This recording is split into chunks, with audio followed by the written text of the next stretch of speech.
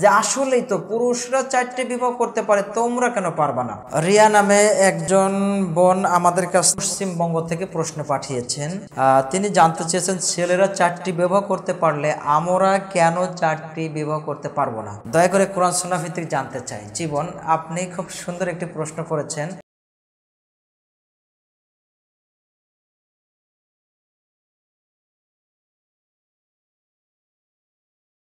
ইসলাম এমন একটি জীবন ব্যবস্থার নাম যেখানে প্রশ্ন করলে এমন কোনো বিষয় নাই যে উত্তর পাওয়া যায় না। তা আমরা প্রশ্নের উত্তর দেওয়ার পূর্বে আপনাকে আমরা একটা সংশোধন দিচ্ছি। সংশোধনটা হওয়ার জন্য আহ্বান জানাচ্ছি। কি সেই সংশোধন? সংশোধনটা হচ্ছে এই যে আপনার যে নামটা রেখেছেন আসলে এই নামটা সঠিক হয়। আপনি আপনার নামটা পাল্টান, কারণ নামের কারণেও আল্লাহ রাব্বুল আলামিন অনেকটা বরকতি দান করেন, এটা আসলে বাস্তবতা।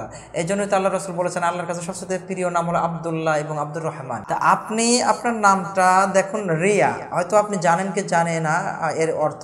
রিয়া শব্দের অর্থ হচ্ছে যে হিংসা বা হিংসুটে। যে যদি এই যে আপনার নাম যেইটা রেখেছেন এর কারণেই হয়তো আপনার মাথায় এমন একটা চিন্তা ঢুকেছে বা শয়তান ঢুকিয়েছে যে আসলেই তো পুরুষরা 4টে বিবাহ করতে পারে, তোমরা কেন পারবা না। জীবন, আপনার কাছে অনুরোধ জানাচ্ছি আপনি দয়া করে আপনার এই নামটা পাল্টান। আপনি এর নামে এই শব্দটাই রাখেন, কিন্তু এর পূর্বে একটা ওয়ার্ড আপনি বেশি করে দেন, যেমন মারিয়া আপনি না রাখতে পারেন।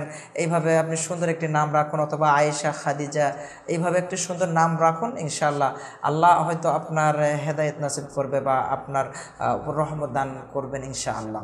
জীবন, এবার আপনার প্রশ্নের উত্তরে যাচ্ছি। জি, আপনি যে প্রশ্নটি করেছেন যে ছেলেরা 4টি বিবাহ করতে পারলে আমরা কেন পারবো না। জি, আল্লাহ পাক রব্বুল আলামিন পৃথিবীতে নারী এবং পুরুষ 2টা শ্রেণীকে সৃষ্টি করেছেন। আল্লাহ রাব্বুল আলামিন এক একটি জিনিসের একটা নেচার দান করেছে। জানেন কি নেচার? পুরুষরা হলো শক্ত জিনিস। পুরুষরা সব জায়গায় যে মেকআপ হতে পারে না, সব জায়গায় যে ওরা লাগতে পারে না, কিন্তু আল্লাহ রাব্বুল আলামিন আপনাদেরকে অর্থাৎ মায়ের জাতিকে দান করেছেন নরম হিসেবে তৈরি করেছেন, অর্থাৎ ওদের দিলটাও নরম। ওরা আসলেই একটা নরম ন্যাচারালি ভাবে আল্লাহ রাব্বুল আলামিন তাদেরকে করেছেন। তারা যে কোনো জায়গায় যে মিল খেয়ে যেতে পারে, লেগে যেতে পারে, অর্থাৎ যেমন নরম কাদা যদি যেখানে লাগবে সেখানে লেগে যেতে পারে, ঠিক একই অবস্থা। যে আল্লাহ রাব্বুল আলামিন পুরুষদের ক্ষেত্রে 4টি বিবাহের কিছু প্রেক্ষাপট বর্ণনা করেছেন। আসলে কোনো প্রেক্ষাপট ছাড়াই যে একজন পুরুষ 4টি বিবাহ করতে পারে এরকম নয়। 4টে বিবাহ করার ক্ষেত্রে আল্লাহ রাব্বুল আলামিন প্রেক্ষাপট দিয়েছেন। কি সেই প্রেক্ষাপট? ওয়াইন খিফতুম আল্লাহ তুকসিতু ফিল ইয়াতামা। আল্লাহ রাব্বুল আলামিন একটা শর্ত দিলেন যে এতিমদের ক্ষেত্রে যদি তোমরা এইটা আশঙ্কিত হও বা এমন কিছু আশঙ্কাবোধ করো কি যে তোমরা তাদের সাথে ভালো ব্যবহার করতে পারবে না বা তাদেরকে তোমরা সামঞ্জস্যতা বজায় রাখতে পারবে না, তখন আল্লাহ রাব্বুল আলামিন বলছেন ফানকিহু মা তাবা লাকুম, তখন তোমরা বিবাহ করে নাও। কি করে নাও? বিবাহ করে নাও তাদের মধ্য থেকে, অর্থাৎ ওই এতিম যারা আছে বা অসহায় যারা আছে তাদের মধ্য থেকে তোমরা বিবাহ করে নাও। কয়টা? লাকুম মিনান নিসা, তোমাদের কাছে যে সকল মহিলারা আছে তাদের মধ্য থেকে তোমরা বিবাহ করো। কি? মাসনা ওয়া সুলাসা ওয়া রুবা। আল্লাহ রাব্বুল আলামিন এখানে বললেন যে তোমরা মাসনা 1টা 2টা 3টা 4টা পর্যন্ত তোমরা বিবাহ করতে পারো। তাহলে আল্লাহ একটা প্রেক্ষাপট বর্ণনা করে এখানে আল্লাহ সুবহানাহু ওয়া তাআলা বলে দিলেন। এরপরে আল্লাহ রাব্বুল আলামিন বলেন ফাইন খাইফতুম আল্লা তা'দিলু ফাওয়াহিদা।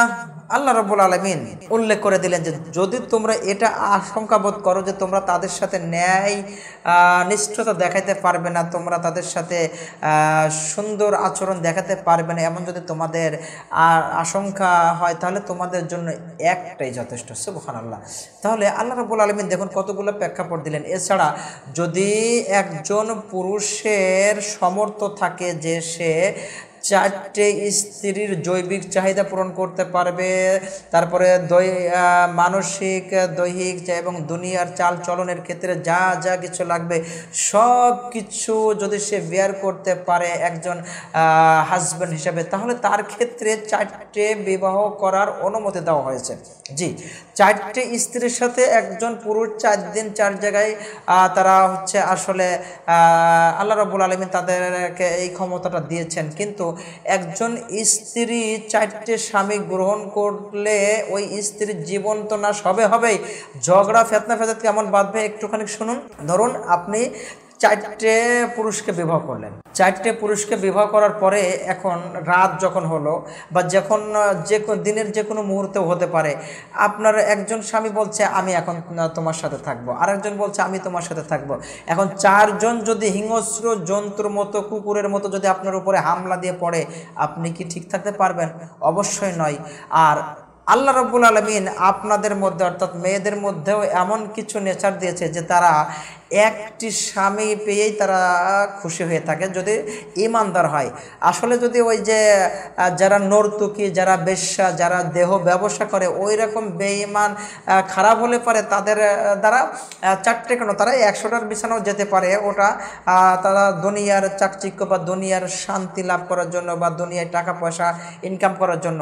তো বোন, আসলে যারা ইমানদার তারা একটিতেই তৃপ্ত থাকে এবং তারা ওই একটিকেই কন্ট্রোল করে রাখার চেষ্টা করে যে না, আমার স্বামীকে আমি বাইরে আর কোনো মহিলার কাছে যেতে দেব না, আমার কাছে থাকবে, তার ভালোবাসাটা সম্পূর্ণ আমি একাই যেন পেতে পারি, এইভাবে সে সর্বাত্মক চেষ্টা করে। আর এই জন্য তো রাসূল সাল্লাল্লাহু আলাইহি সাল্লাম বলেছেন যে একজন স্ত্রী যদি সে সার্টিফাই করে যে আমার স্বামী ভালো ছিল, যদি মারা যাওয়ার পরে বলে যে আমার স্বামী ভালো ছিল, তাহলে আল্লাহ তাকে মাফ করে দিবেন।